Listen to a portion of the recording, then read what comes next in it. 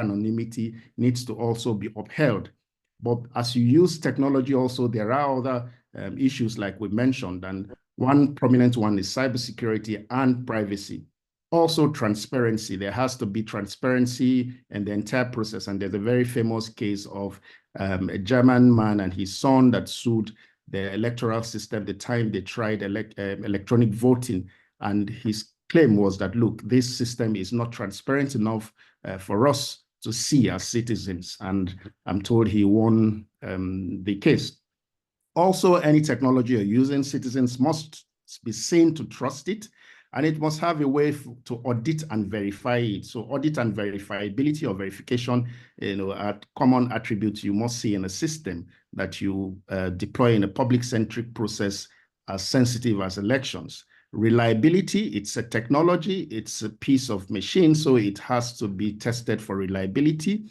And very importantly, stakeholder engagements. Quite often people tend to be carried away with the technology itself and forget that you need to engage the people to buy in their confidence and to, for them to actually trust the process.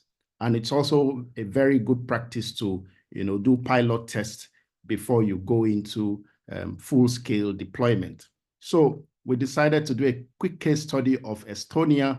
I will just skip through a lot of it because of lack of time. They are a pioneering nation in terms of e-voting. They actually is the first nation that started large-scale internet voting as early as 2007. And you could actually stay at home to vote, but to do so, you need a secure computer with internet connection, an ID card, a card reader, or a mobile ID.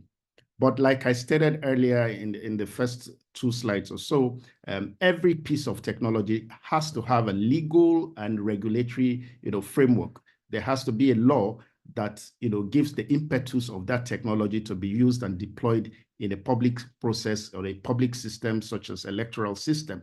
And that for Estonia was the Riigikogu Election Act of 2002. So the act itself existed a couple of years before the election, quite unlike that of Nigeria that was, almost very close to the election. Now, but the act is not the only act. It didn't act in isolation. There are other existing acts of parliament which it relied on, such as the Identity Documents Act of 1999, the Digital Signatures Act of 2000, the Population Register Act, the Personal Data Protection Act. These are other acts which it relied on. Now, very importantly, the Estonian technology has been hailed for the way it handles voter verification, security, and anonymity. The way it uses complex encryption and strips the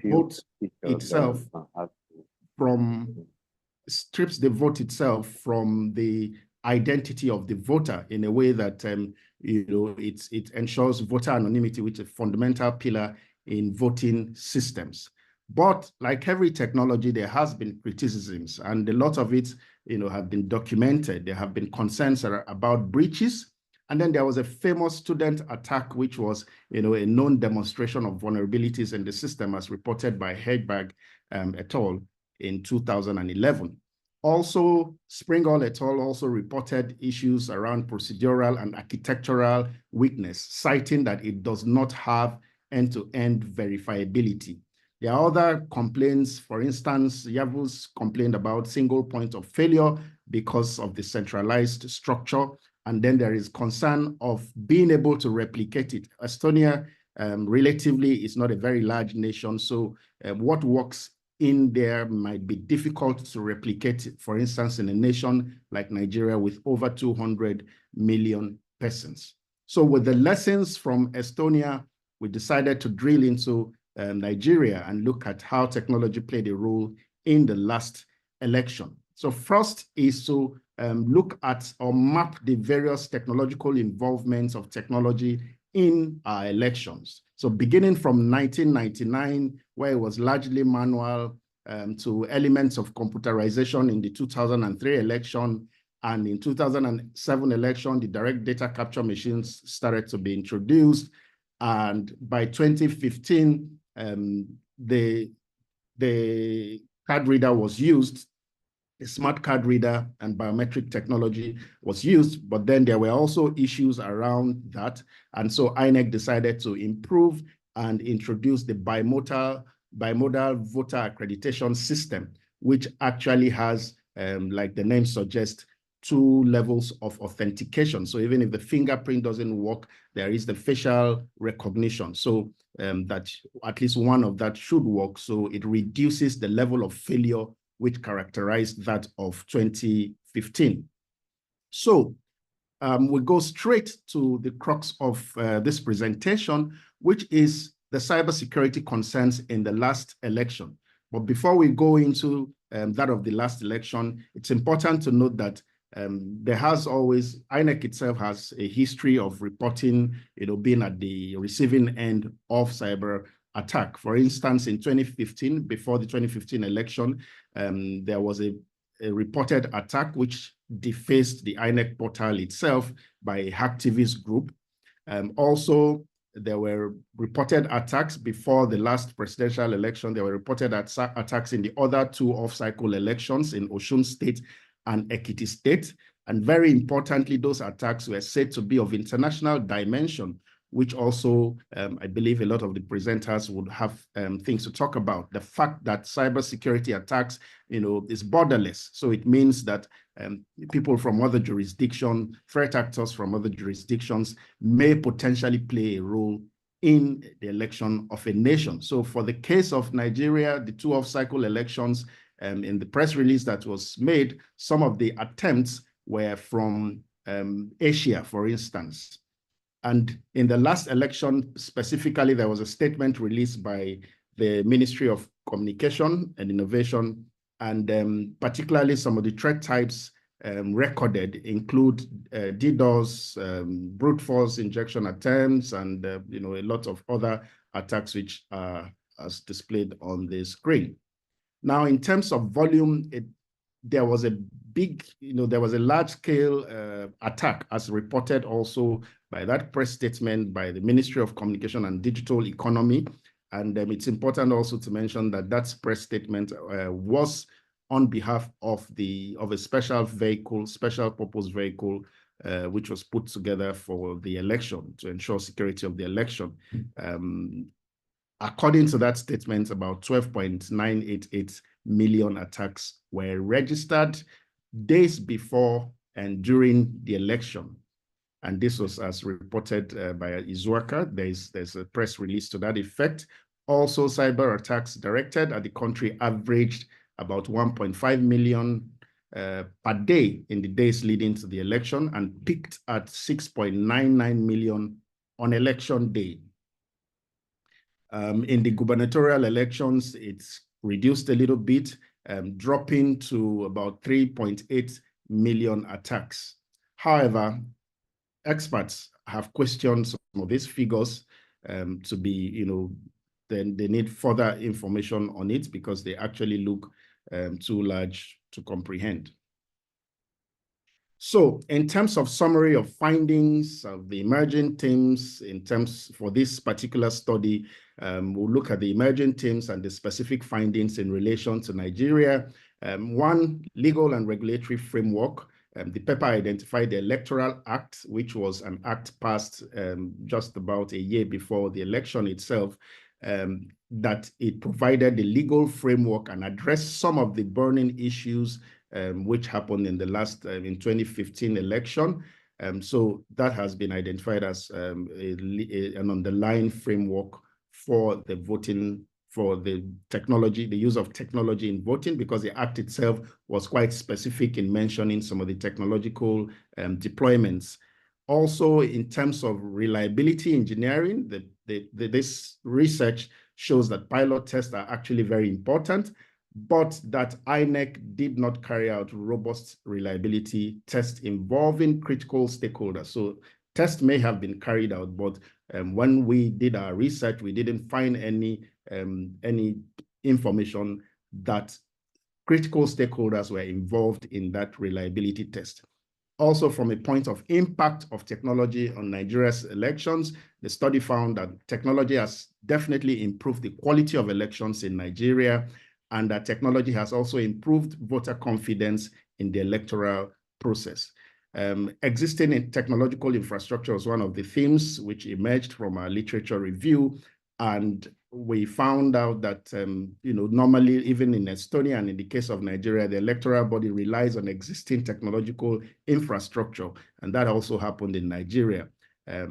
That's because of the poor level of infrastructure in Nigeria. That was also a concern, as we saw in the case of poor network coverage given as excuse for some cases of failed results transmission. From the privacy and security concerns point of view, the paper clearly identifies the need for compliance with the Nigeria Data Protection Act, which was a new act. At the time of the last election, it was still a regulation. It was later passed as an act shortly after the election. In terms of challenges with the technology itself, there were reported challenges with the BVAS, particularly on facial recognition in some cases, and in a lot of cases, result transmission. There was also the reported case of a failed IREF, which was supposed to allow citizens view the reports or the results remotely. That also was a big challenge. The need for cybersecurity readiness, and which is very important. We found that there were, obviously, like this study has showed, reported large-scale cyber attacks in both the 2022 and 2023 elections. So there's need for cybersecurity readiness. There's also need for digital forensic readiness, particularly given the very sensitivity of electoral process. Remember that one of the points is that you need to be able to audit every electoral system, and digital forensic is something that will help you achieve that. Even in the litigation process, it's supposed to play a very critical role, as well as help in the investigation. Now, jurisdictional challenges. Cybercrime is a potential factor now in elections. When it was manual, it wasn't a key factor. Now it is a factor because there is the risk of interference, there is a risk of breach, there's a risk, a lot of cybersecurity risk which could potentially come in. And there is the challenge of jurisdictional complexities when you're doing cybersecurity, cybercrime investigation, particularly due to the cross-border nature of it. And then the need for transparency of technology, the need for citizens also to be able to verify end-to-end the integrity of the voting system, and also INEC needs to be able to get independent professionals, auditors, information security assurance experts, forensic experts, cybersecurity experts, reliability engineers beyond their own staff, to be able to build confidence in the process. Also, public awareness. INEC needs to do a little bit more than what has been done for acceptance, and then need for more training. And as was shown, the centralized nature of the architecture meant that once there was a failure, it affected the entire transmission. So IREF failed, and for over 24 hours, results were not coming, and they were not showing on the IREF as was expected or as was planned in the election. Quick recommendation: need for more reliability tests with stakeholders, need for cybersecurity readiness, need for more digital forensic readiness, network coverage and bandwidth tests before elections so that they can know where there are gaps, and then data protection, NDPA compliance, need for more training, need for more robust stakeholder engagement, need for more public awareness, and need for election risk management, a proper end-to-end enterprise election risk management, and not the silos risk management that is done.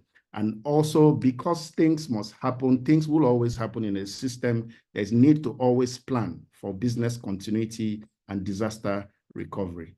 So thank you very much. The references are as shown on your screen.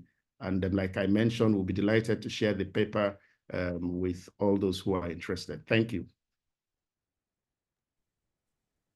Thank you so much. An excellent way of kicking off this discussion. And I would like now to hand over to Dr. Raschid Muller, but first I will introduce him. So he's a cybersecurity executive with 20 years of experience working in government. While employed with the Department of Defense, he ran programs for the Assured Compliance Assessment Solution, cybersecurity infrastructure tools, the Joint Regional Security Stacks, rotational engineer for the Assistant Secretary of Defense for Networks and Information Integration, sole source acquisition lead for DSA, AFNIC, and Stratcom for cloud solutions. And he has served as the DISA Information Operations Chair. He's also a visiting professor at the National Defense University in an academic role. So I would like now to hand over to Dr. Raschid Muller. Good morning. Can you hear me clearly? Yes. Outstanding, outstanding. So again, always thankful to be here. I wanted to give it to you to address this presentation from the U.S. Side of the things. So I'm just going to talk real quickly, within this 10 minutes about the top 10 cybersecurity threats to our 2024 U.S. election cycle, which is front page news all around the globe right now, right, with Donald Trump and Biden. So it's a very exciting time. We also understood what happened in 2020, right? And then we shortly had the January 6th uprising. So this is a very, very, very hot topic for us in the government, okay? And so I'm also want to introduce the Cybersecurity Infrastructure Security Agency, which is the USGS non-DoD responsible agency that was commissioned in 2017 and brought to Congress approval in October of 2018, which is Cybersecurity Infrastructure Security Agency. It falls under the DHS, Department of Homeland Security umbrella. And so I'm going to, towards this, after I talk about the top 10 threats, I'll give a testimony that Director Jen Easterly talked about May 15th that she did with the Senate Intelligence Committee. Thank you. So, again, we just talked about the digitalization of the election process. Dr. Sibe talked about what happened in Nigeria.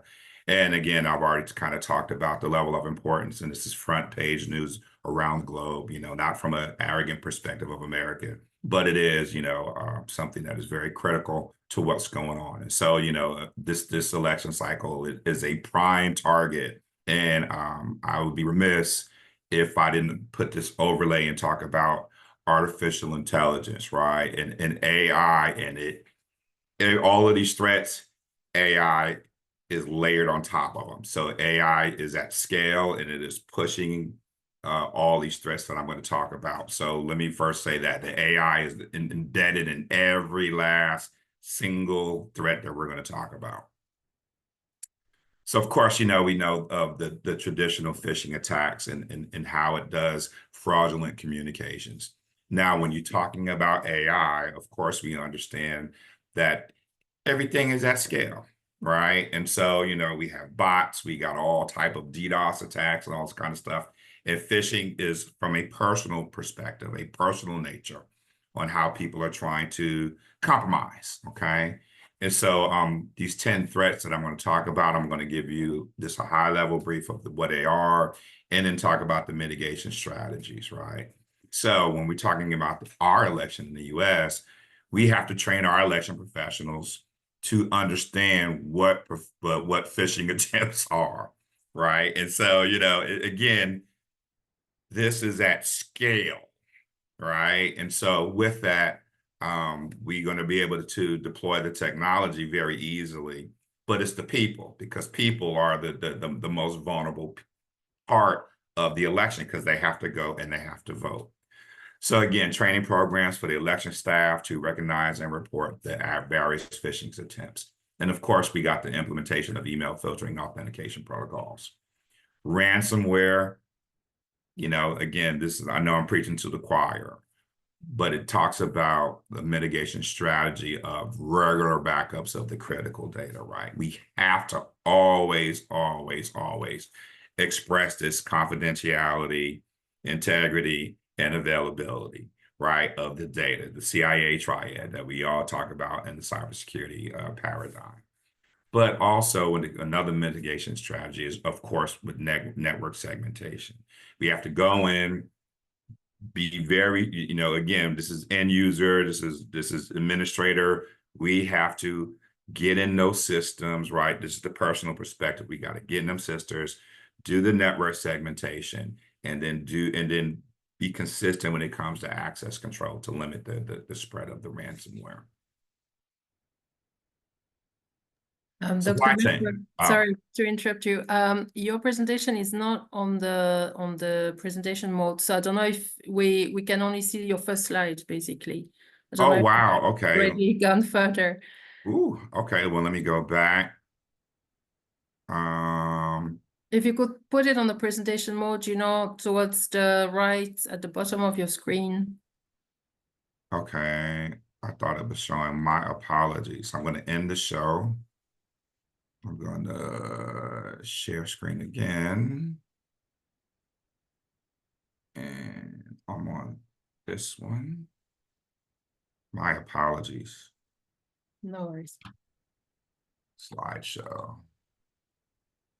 Presentation from the beginning. Do you see the first slide? Yep. Do you see the second slide? No. No. Okay. I don't know what's going on because it's showing display settings. Can you see the second slide now? No. Okay. Maybe if you click on the presenters option. Okay, stop share. My apologies. No So worries. I click share. I chose this presentation slides.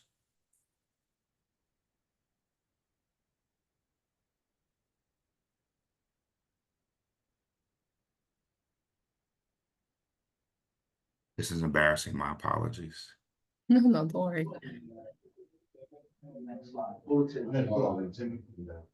Yeah, I know what you mean. And it always looks as though we prevent that, but it's true. They'll obviously be sliding to the price. It's not obvious. So I don't do anything about it the way around. Screen. Okay, maybe someone else would want to go. I'm trying because I apologize. I'm showing it fine on my end. I'm sharing my screen. If you could also send it to me as well, I could. Okay, I'm going to send it to you. Yeah, I could share it. I can see the slides. I don't know whether that helps. I can see the slides on a column on my left of my screen, and the big first slide open in front of me. Just what I see. If you click on F5 or from beginning button on the left corner, that will solve your problem. Yeah, just if you come down on the left from beginning. Just a little bit left. Yeah, just a bit on the left, yeah, from yeah, beginning. First slide. Okay. So F5 from the beginning. Got it. The first one. From beginning. Yeah. From beginning. Can you see anything now? No, that's not doing anything. Yeah, if you could perhaps send them to Dr. Tombari. Yeah, I think okay, I'll do that. Send it to me and then I'll share it. All right. My humble apologies. I'm going through my presentation, but you can't see it. All right.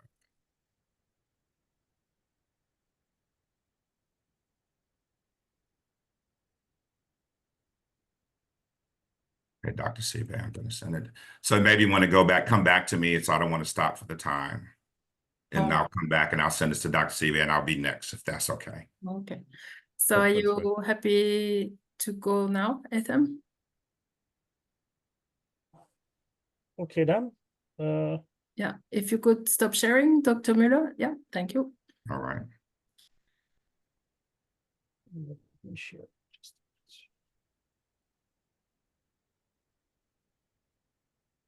So I'll now introduce our next speaker before we go back to Dr. Muller. It's a great pleasure for me to introduce my colleague, Dr. Ethem Ilbiz, who is a senior research fellow at the University of South Wales International Centre for Policing and Security.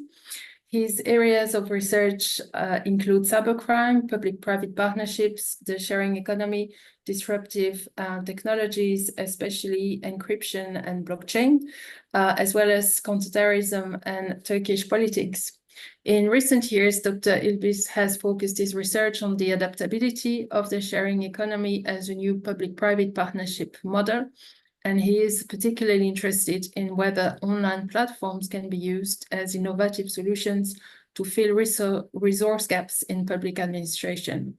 His research has shed light on the potential benefits and drawbacks of sharing economy platforms intermediated by public administration, and he is widely regarded as one of the experts in this field. So we are absolutely delighted to have him with us this morning. So Ethem, you have the floor. Thank you so much, Sarah, for kind introduction. As Sarah mentioned, I'm really interested in online platforms, digital security, and election process. So today I'm going to talk about how blockchain technology can be used for enhancing election security, especially in competitive authoritarian regimes. Before going into details how the blockchain can be adapted to this process, I just want to talk a little bit about the competitive regimes. It's a varying trend right now globally, and most of the regimes are now under the risk, governed by competitive authoritarian incumbents. These regimes are generally looks democratic on the surface, but some operates in a way that undermines the true democratic values. And elections are playing a really key role for these authoritarian regimes to stay in power. The main reason why these authoritarian regimes are interested in the election is it gives them an legitimacy. The legitimacy comes either in a domestic level or international level. For the domestic level, winning elections helps this ruling government to appear legitimate and supported by the people. Even these elections are not fair and transparent. It gives the impression that they have a public approval.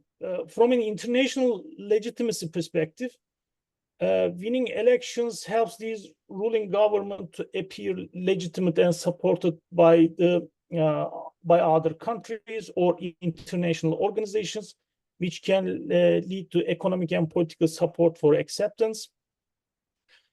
Even though authoritarian regimes allow elections, elections unfortunately bring many uncertainties for these authoritarian incumbents, because opposition parties may act together and win elections in a fair and transparent elections. Therefore, they prefer some manipulation techniques to win the elections. There are several manipulation techniques for elections. If I summarize a few of them, one of them is voter suppression.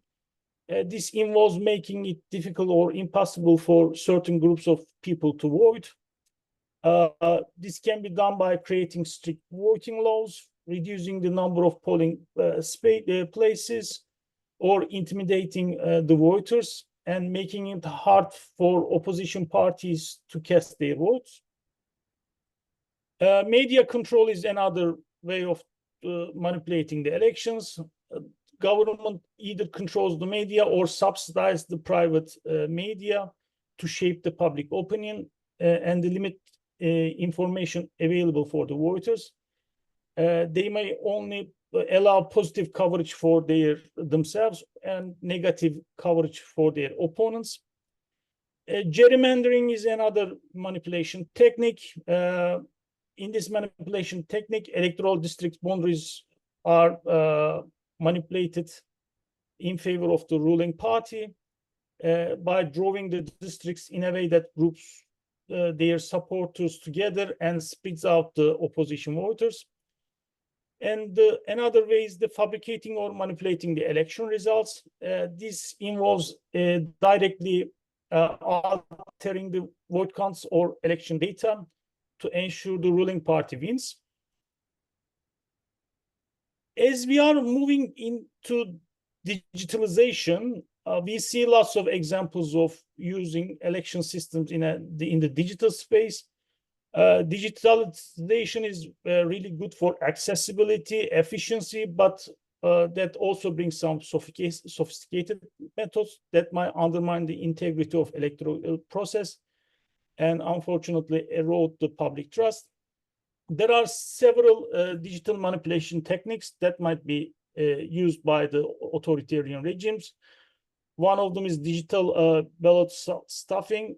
That means adding illegitimate votes to the digital voting system to inflate the vote count for the particular candidate.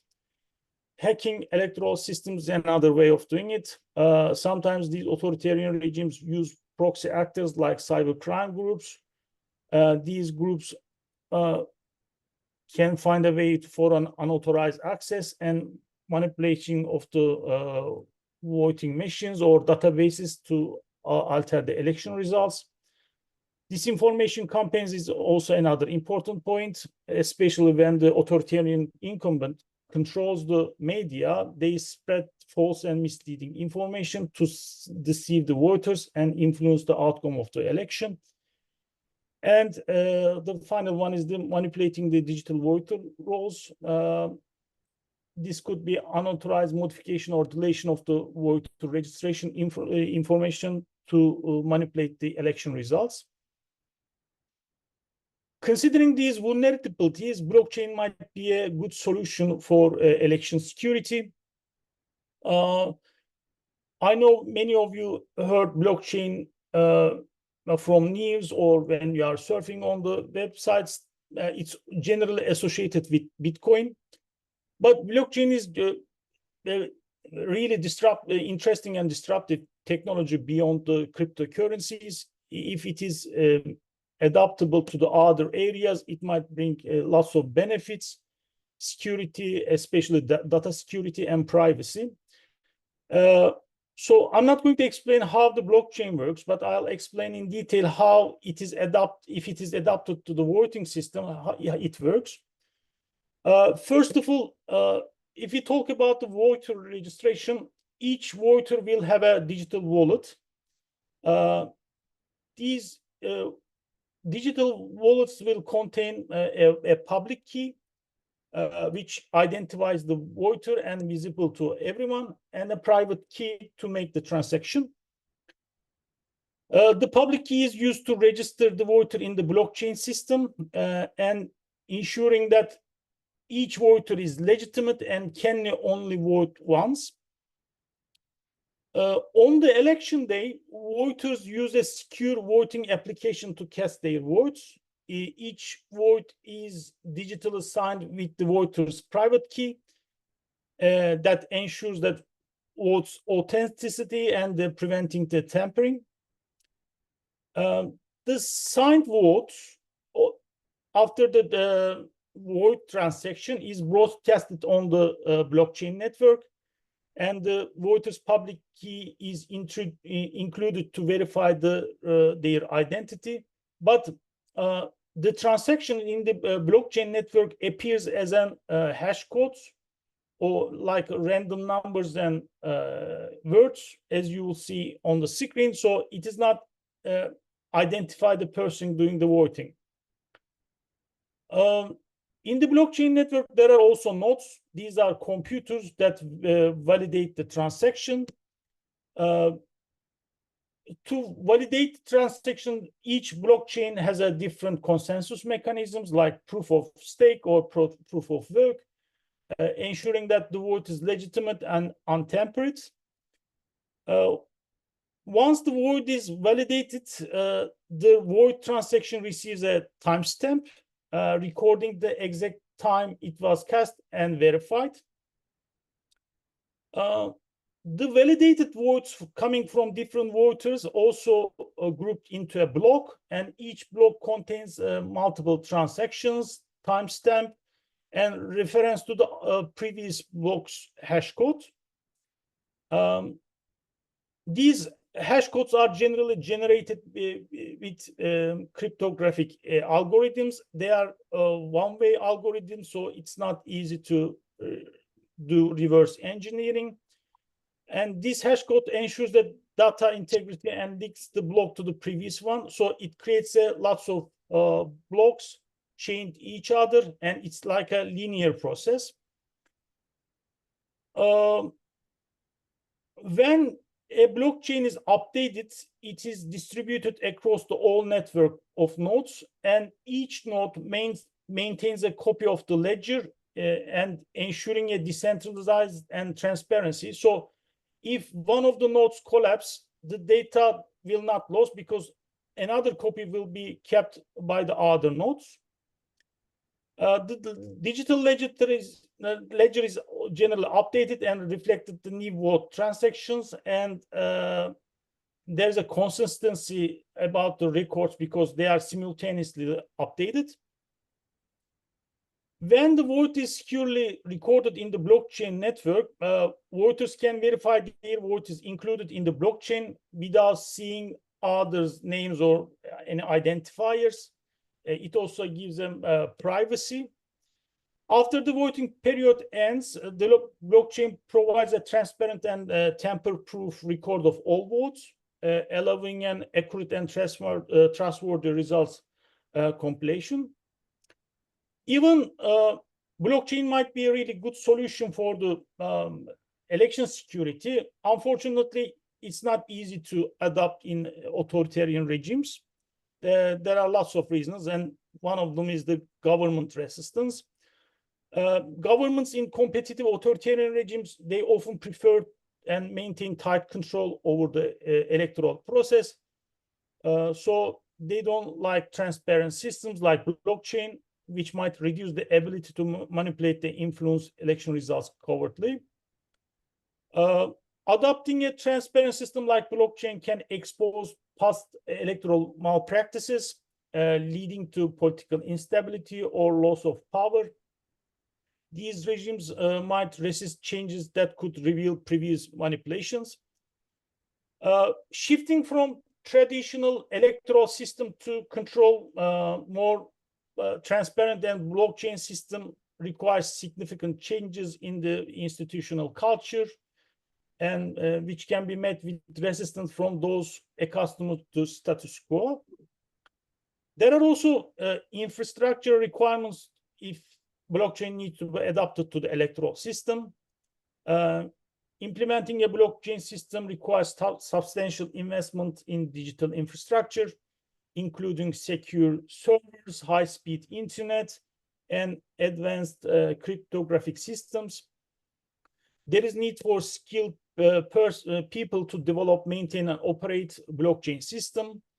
Many regions may lack necessary technical expertise and resources to support such an advanced system. Reliable and widespread internet connectivity is crucial for the decentralized nature of the blockchain. In many competitive authoritarian regimes, particularly in rural or undeveloped areas, internet infrastructure may be inadequate and unreliable. There are also potential misuse for blockchain technology, like 51% attacks. In a public blockchain, if a single entity gains control of more than 50% of the network's computational power, they can potentially manipulate the transactions, do some double spending, or reverse transaction. That's why network should be broad and not controlled by one entity. If blockchain is used in a consortium type blockchain, a group of organizations may control the network, and there's a potential for collusion among the participants of the manipulate the blockchain for their benefit. And if during the process a smart contract is used, these smart contracts are, if they are poorly written and contain vulnerabilities, they can be also exploited to manipulate the election results. So these are the dangers and challenges and limitations about the blockchain technology. So this is the end of my presentation. I put some references if you are interested in reading these kind of material. You can easily access, and they are all open access. I will be looking forward to hearing your questions in the Q&A session. Thanks so much. Thank you very much, Ethem, especially for coming in at slightly short notice, but thank you very much for a very interesting presentation. And I believe we're now ready to go back to Dr. Muller.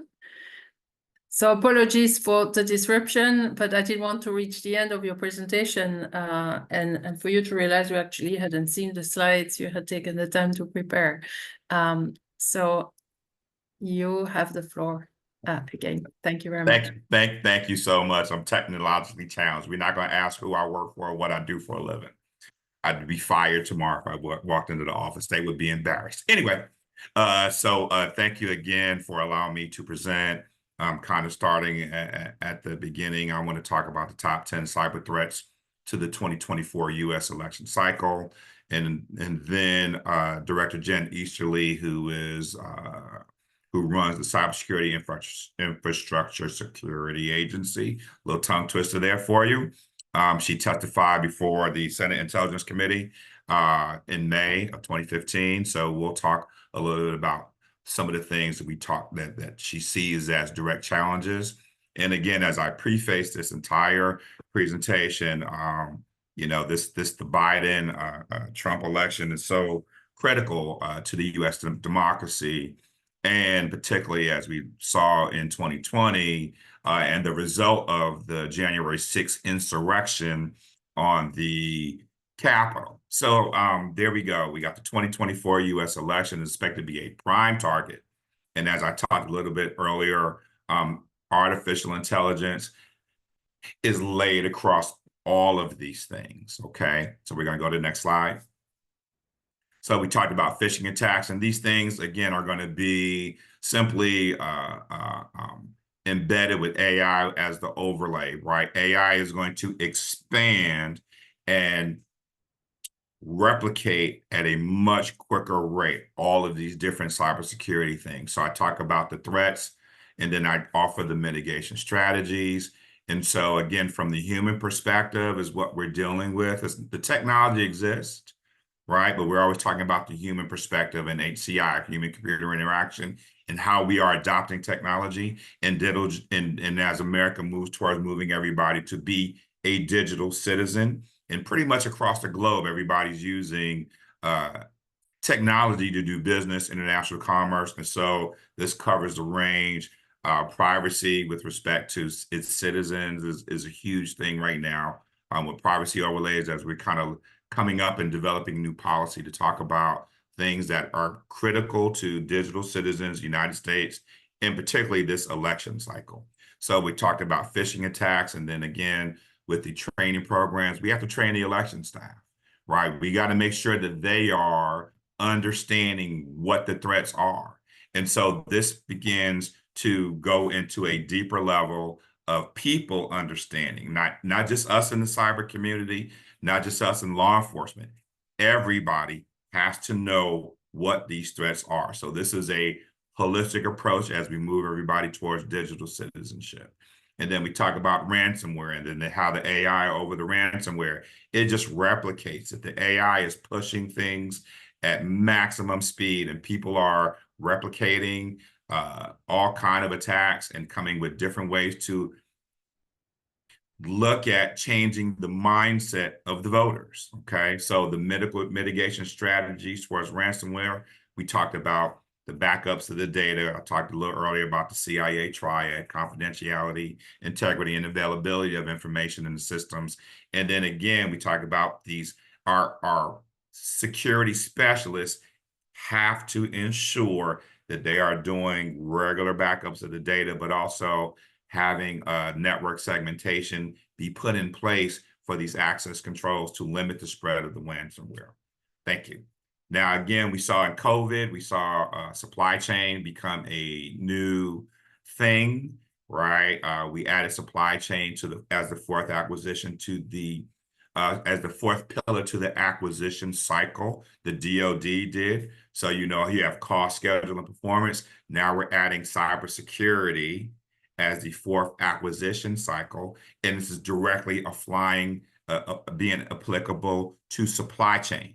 Okay, because we saw in COVID, people attack supply chain, and it would stun everything that was moving along. And so now as we look at the election, we want to look at vetting the suppliers and the contracts and the contractors thoroughly as we bring people on to support the election cycle, right? And so when you think about the election cycle, it's not just, this is a federal election, but the election cycle has voting machines, training the workers, all these different attack vectors that people will use, right? So the supply chain, if we can't get new software or the updated software, supply chain, updated machines, supply chain, okay? All these things are attack vectors that people are looking at. So we have to implement strict procurement policies and continuous monitoring. These are things that if you break down the election cycle, you'll see all the moving parts, right? So supply chain is definitely one huge attack vector. And earlier I talked about the disinformation campaigns. We saw in 2020, and the intelligence reports have been put out there by the IC, the intelligence community, about the different ways we see people on Instagram and Twitter, and people are getting this stuff and they see it, and are these fake rumors? Are they true? There was a time where I think they shut down Donald Trump's account right after the election, Instagram and Twitter, because he was putting out misinformation. And so we understand from a Russian perspective that, and China, right, these are the United States' main foes when dealing with, attacks on this election infrastructure, on attacks on cybersecurity on a daily basis, which we see in the DoD. So when it talks about the misinformation campaign, we're looking at Facebook particularly, all the various platforms that are put out there to just kind of, sway voters. This is nothing new, but this is all repetitive. But now you have technology, and now some of the mitigation strategies are we have to fact check all the information. And again, we are collaborating with the social media platforms to identify and remove disinformation. And this is heavy legal, right? Constitution, freedom of speech. So we are with the lawyers every day having why are we shutting down President Trump's Twitter account, right? And all these different things, right? And so again, you look at the January 6th insurrection that occurred in 2021. And this is why we have to shut down these disinformation campaigns. Insider threats, people, right? We all know what they are, people. So we have to implement strict access controls and continuous monitoring, okay? And then we have to conduct these thorough background checks and evaluation of employees. And when I'm talking specifically people who are working the elections, right? Because this is a threat. They could be coming on to, I want to be an election person. Well, now we need to check to make sure that you're qualified to be a pollster or to work these elections. And this is our wide open aperture of threats. DDoS attacks, again, the technology is there. AI as an overlay, it pushes it even further, faster, quicker than someone sitting at a keyboard, doing some code. All right, so we have the various DDoS protection services. Akamai is one of the companies that we use in the DoD to ensure, we look at when we're doing packet filtering and looking at monitoring of attacks that are coming against particular DoD websites, United States government websites. Akamai is like our global shield that just kind of protects us for a lot of, any kind of heavy attacks from people who are just trying to send these farms and just try to take down government websites. Next slide, please. Next slide, please. Vulnerabilities in voting machines. So earlier I saw Ethem and Dr. Sibe talking about the actual machines. We have to, how we acquire them, supply chain, right? And then once we get them, we have to stig them. We have to lock them down so they cannot be compromised. We have to put specialized software on there that meets all of the standards and again, this is not the DoD, this is the United States federal government the DoD, we deploy cyber teams to the different polling stations around the United States because we have these cyber forces that are DoD. So either they're coming from NSA or the CIA, they're coming in from the intel. So the election cycle is not just a US government thing, you know, non-DoD. No, we deploy DoD teams to places to ensure the integrity of the election, right? And that functions through our National Guard, okay, which are state entities that are run by the governor of each state. So this is very complex and very large. And so now when we talk about those voting machines, we talk about supply chain. And so those people have to be aware in the states. So while we're doing this at the national level, this kind of filters down from a national, federal level to a state level to a city level. So there are many, many layers about how we have to actually deal with this information here in the United States. So again, with the mitigation strategy for the voting machines, we want to conduct regular security audits and updates on those voting machines, and then implement secure voting protocols. Again, and using verified software, supply chain, the voter data breaching. Of course, this is major, one of the things, because everything's electronic. So, you know. What are your links, some link you can share with people to join? I'm sorry, someone asking a question? Or is that a hot mic? Okay, I think that's a hot mic. Okay. All right. So we kind of talk about the voter data breaches and then some of the mitigation strategies. We definitely want to encrypt voting data, right, using secure storage solutions. All right. Then we want to regularly assemble vulnerabilities and implement necessary security measures. Next slide, please. So now we got these network infrastructure attacks, and these are where all the good folks at NSA and various parts of the DoD are dealing with the infrastructure, right? Because the NSA and the CIA, right, science and tech, they are heavily involved, right? It's no secret, so I'm not have to declassify information. This is common knowledge. We are publicly involved. We have an election security group at NSA, right? So we are like, hey, we are making sure that the national interests of the United States are protected here on the homeland. So we work and support the Department of Homeland Security. So the attacks on the network infrastructure can be disrupted by transmission of counting votes.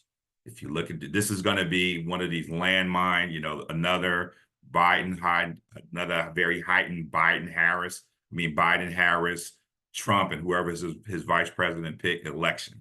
So some of those mitigating strategies, we have to secure the networks. And then again, this is, you know, as we pivot to social engineering, we've already talked about the disinformation campaigns, right? So the people who are actually doing the work on the campaigns, who are doing different things that are directly affiliated from the officials, they have to be vetted. They got to be watching how they're interacting on Twitter and all these different things. So this threat vector is so huge. Next slide, please.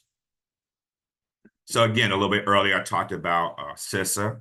And so Director Easterly, she came to Congress and to the Senate Intelligence Committee and talked about CISA, Cybersecurity Infrastructure Security Agency, and what some of the major things that they were going to be looking for, and giving Congress the assurance that CISA has control of the election. If you go back to the 2020 election, you had Chris Krebs, who was director at that time.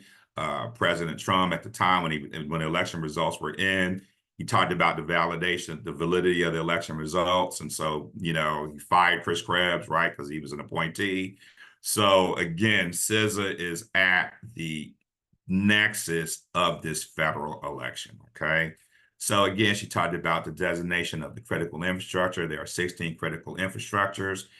And then of those 16, of course, election infrastructure is recognized, right? The EI.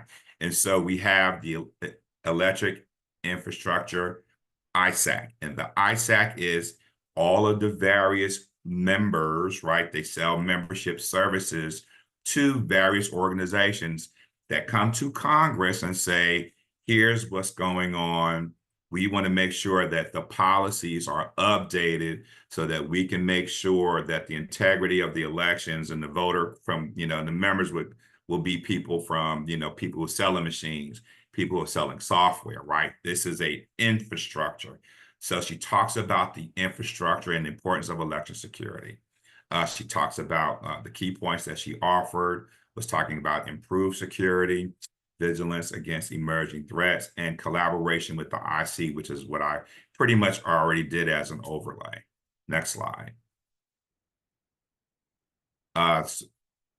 Okay, got it. So now we're supporting the election infrastructure stakeholders. I talk about the election infrastructure, the election information ISAC, forgive the typo, but the ISAC Information Sharing Access Committee.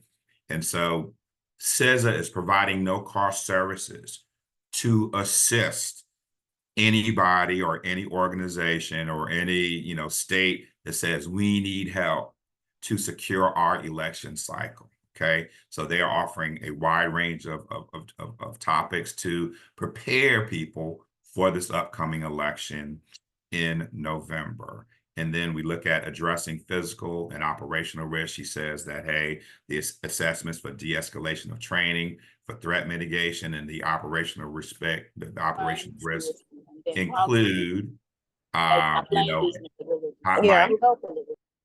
thank you. And some of these operational risks, talking about the incident response planning. So now this is my last point. There are laws that talking about having to change the money structure from a supply chain money, cash, from federal laws to the various states, right, whose budgets are governed by the governor. And so some of these laws have been changed to directly, if there's a federal election, then the money is not coming from the state, even though the governor has access and oversight of their respective regions for federal elections.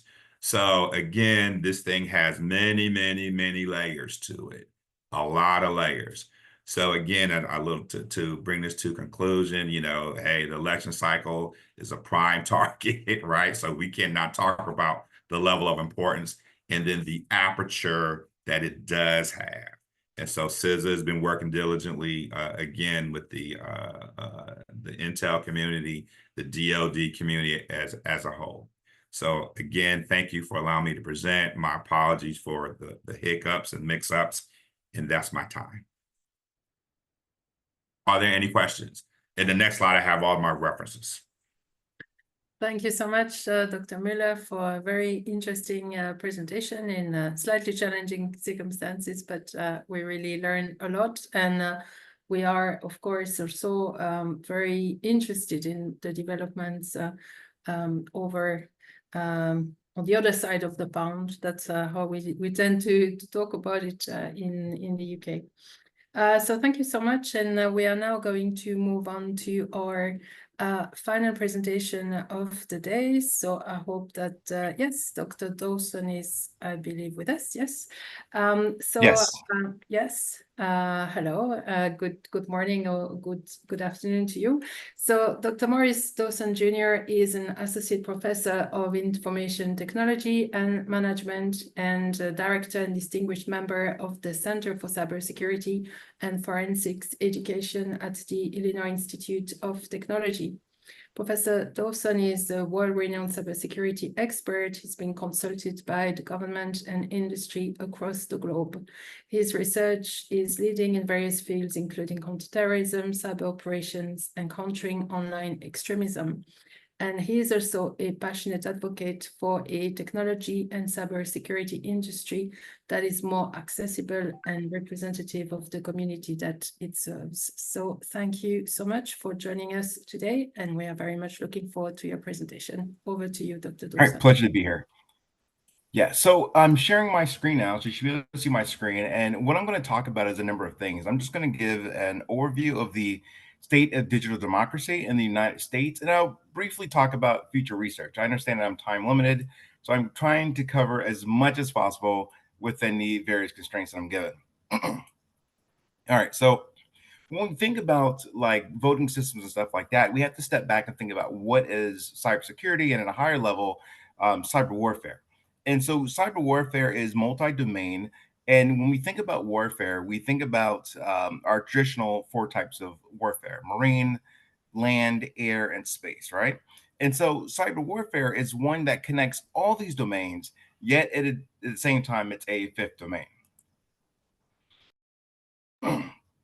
So Dr. Muller brought up the last election, what happened in terms of the riots. And one of the things that happened during the last presidency was a rise in online extremism. So myself and a colleague from another institution and some graduate students created a program using artificial intelligence, machine learning to identify these online extremists. And so we were very curious what was going on in the country, as we had mass shootings happen quite a bit, and they were all politically motivated. And so what we did was we tried to see who were the actors, the nefarious actors on the web, whether it's an online chat room or someone on the dark web, how to identify those particular individuals. Maybe it's per text, maybe it's various looking at tweets and stuff, if it's and then taking a look at those particular tweets, seeing if they were positive or negative. And that is something that we did. So Reddit was one of the platforms that we looked at. And this particular platform has millions of users. And so there was a particular subreddit called Politically Incorrect. And Politically Incorrect talked about a number of things that were touching American society. And so when you watch American news, you have a lot of news that comes to the forefront. However, you may every now and then hear about maybe extremist groups.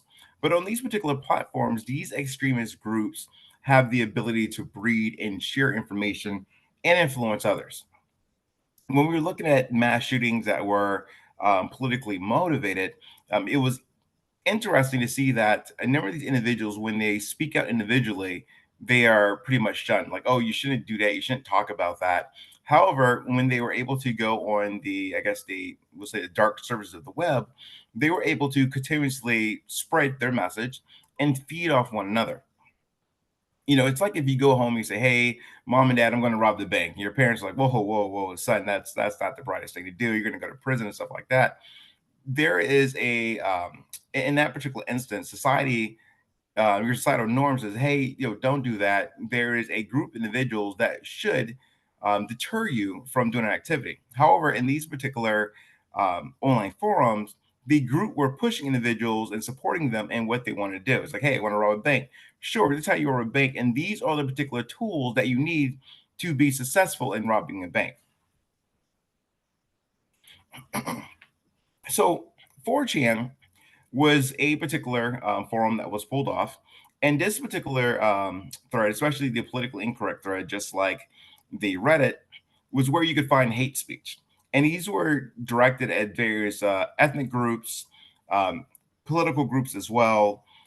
There were a number of items that you saw, such as the swastika, the flag of the Confederate States of America. This is, from the Civil War, and then other symbols that represent oppression of groups that were widely used. And so this is a quick snapshot. You can see the politically incorrect thread. You can kind of see some of the items there. And one could search through here, and there are comments. It will lead to other groups and stuff like that, and many subgroups. And individuals could, I guess you could say, they were able to get together in this particular forum, and then later decide, hey, I want to do X, Y, and Z. I will help you. And that's what we saw in this particular forum. So what we did at first, we used something called OSINT. This is open source intelligence. This is finding information that's publicly available.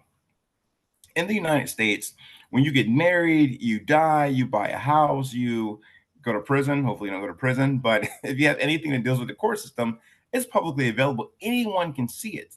And so we created a tool. It was written in Python, and it was able to look at a lot of open source data.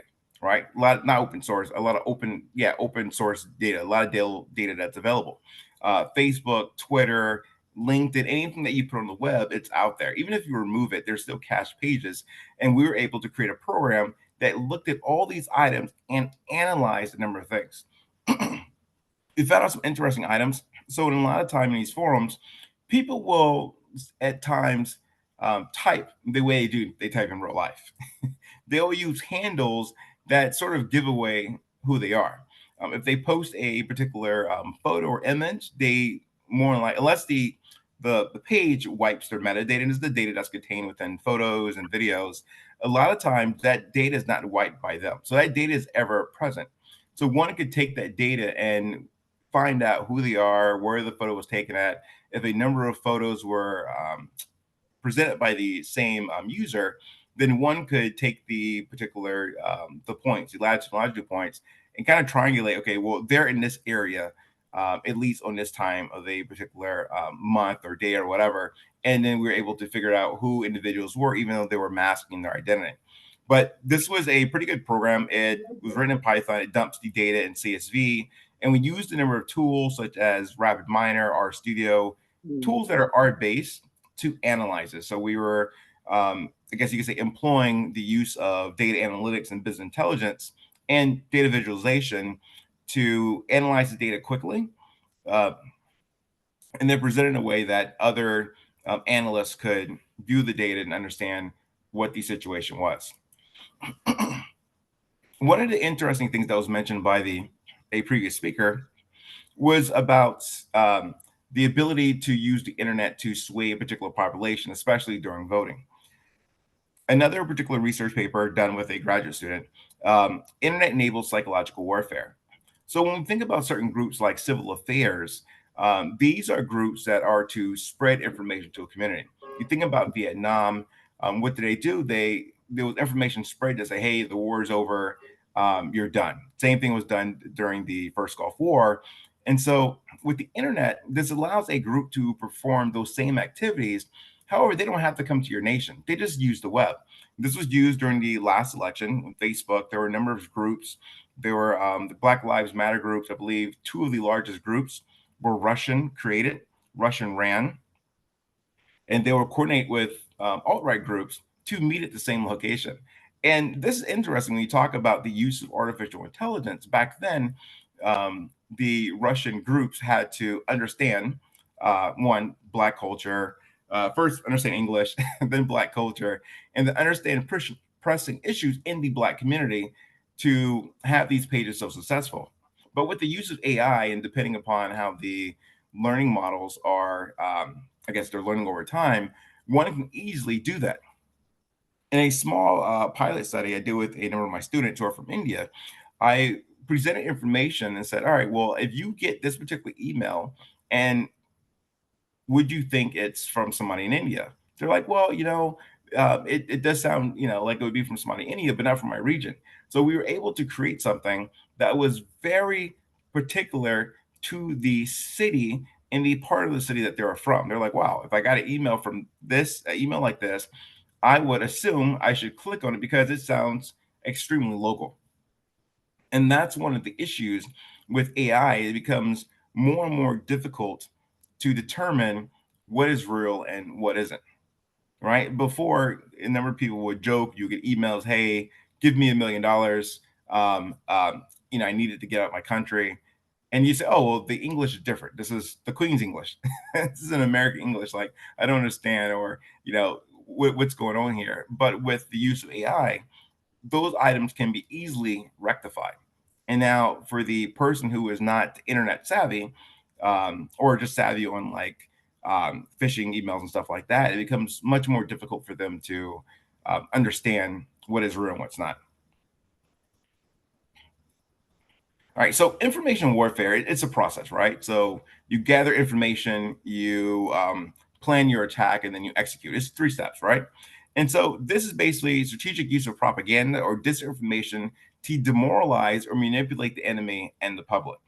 Again, with the use of social media, this can be something that can be easily done. And we've seen a number of groups actually contract out to other nations to actually perform this particular exercise.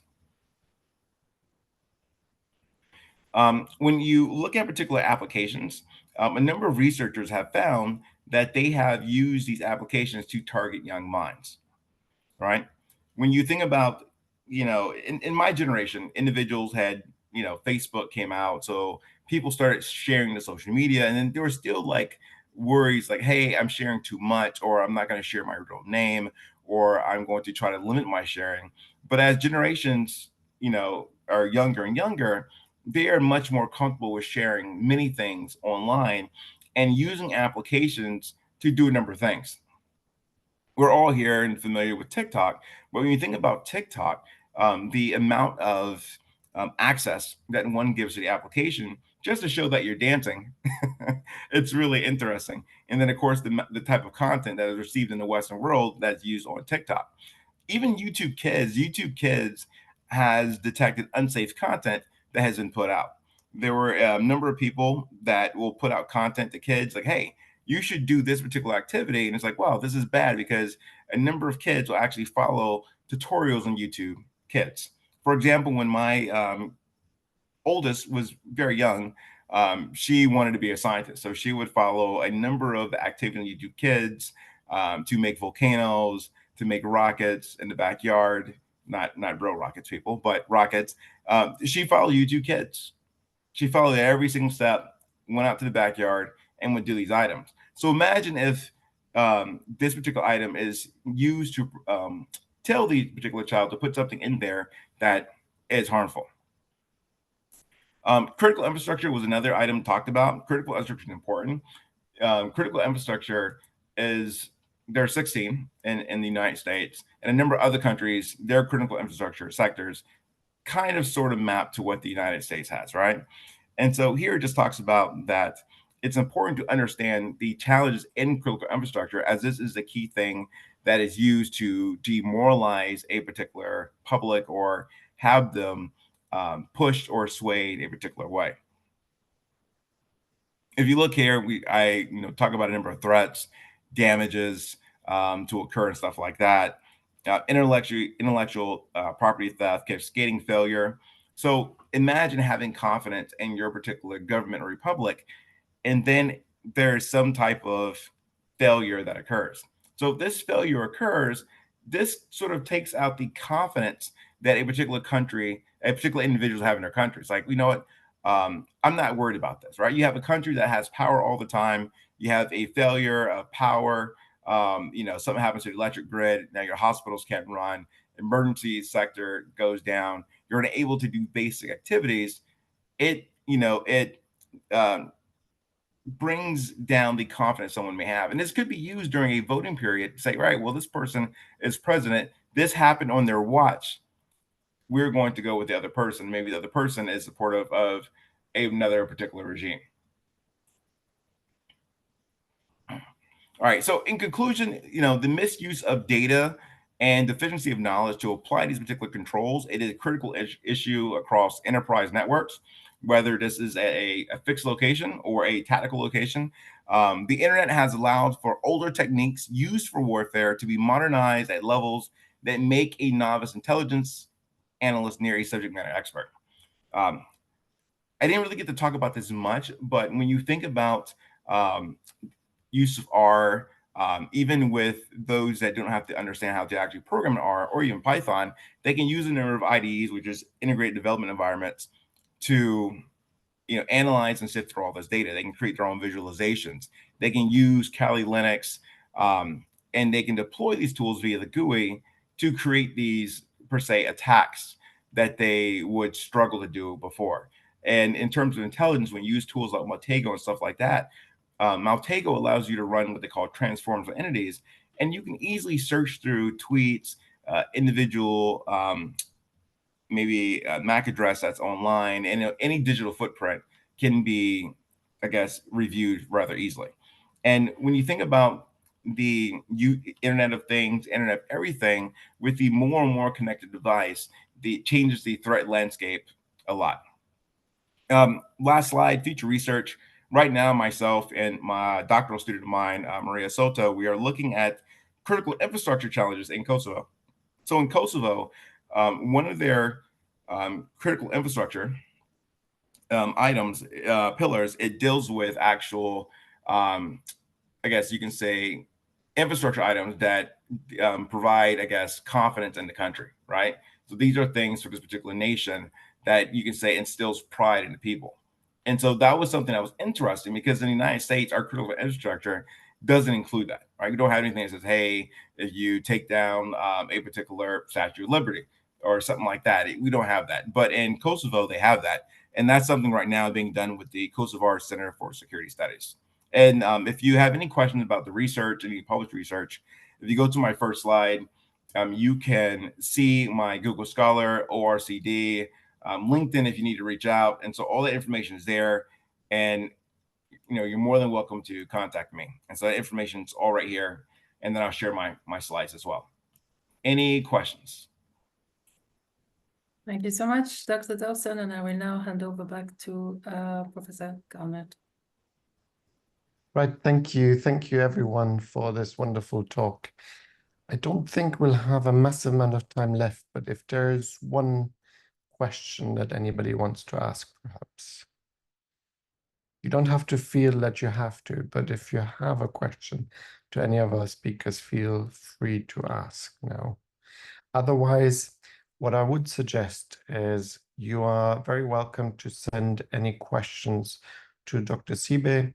He'll be very happy to send them to the speakers, and they'll be happy to answer them for you. It's robinson.tombari.sibe@southwales.ac.uk. You can just see that there. So you're very welcome to send any questions that you may have. Is there one question there? No? Okay, no, that's fine then. If there isn't any question, in that case, I want to thank everyone. I want to thank, first and foremost, of course, Dr. Sibe for organizing this fantastic event. It's been a real pleasure, and it's been so fantastic to have you all there. I want to thank all of the speakers. I want to thank Dr. Muller. I want to thank Dr. Dawson, to thank Dr. Ilbiz. I want to thank Professor Leonard for all of your fantastic contributions. This event has been really very, very interesting. It's been so topical. It couldn't come at a better moment. And obviously, I want to thank the entire audience. Thank you so much for your attention. Thank you so much for making this event so very well attended. And I thank you so much for having the interest in this matter, for engaging with us, and hopefully we'll see you again very soon at another one of our events. So thank you so much, and have a wonderful afternoon or morning, as it might be for you in the United States. So thank you so much, and see you very soon again. Thank you. All right, cheers. Thank you. Thank you. Bye. Have a good one. Bye. Bye. All right.